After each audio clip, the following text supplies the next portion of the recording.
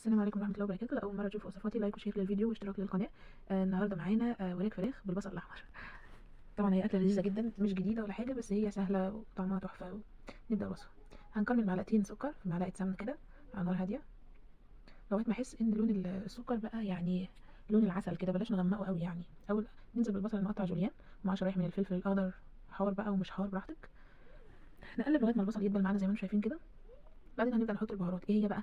معلقة من الفلفل الأسود، معلقة بهارات فراخ، معلقة من الكمون، معلقة من السبع بهارات. قلبي بقى قلبي كويس كده وانزلي بيه السر بتاع الطبخ. هو هنا معلقة من دبس الرمان، ما عنديش دبس رمان احط معلقة من العسل الأسود، ما عنديش الاتنين مش لازم خالص، عادي.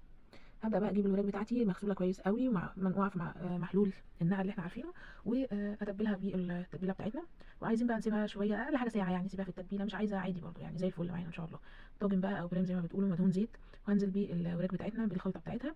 وهيكون عندي ميه مغليه، ما ينفعش ميه ساقعه، ما ينفعش ميه فتره من الحنفيه، لا، ميه مغليه. احط بس الخلطه بتاعتنا بكل التوابل وكل حاجتها، وانزل بقى عندي لتر ميه مغليه، احط فيها حوالي معلقتين 3 صلصه. معلقتين 3 صلصه مع مثلا مكعب ماجي، واظبطي الملح بتاعك، نص معلقه سكر، قلب قلب قلب، وانزل على الطاجن بتاعنا زي العسل ده. طيب هنسويها ازاي؟ طيب هقول لك. انت غطيها بورق فويل وتدخليها الفرن من تحت طبعا، يعني حوالي نص ساعه كده هتلاقيها ايه استوت بقت تمام. نشيل ورق الفويل. ما عندكيش ورق فويل غطيها باي غطا حله عندك، ما عندكيش خالص عادي ممكن تسويها من غير ورق فويل وهتستوي تبقى زي الفل. وادي النتيجه معانا اهي، واسيبكم بقى مع الوصفه وجمالها كده. باي باي.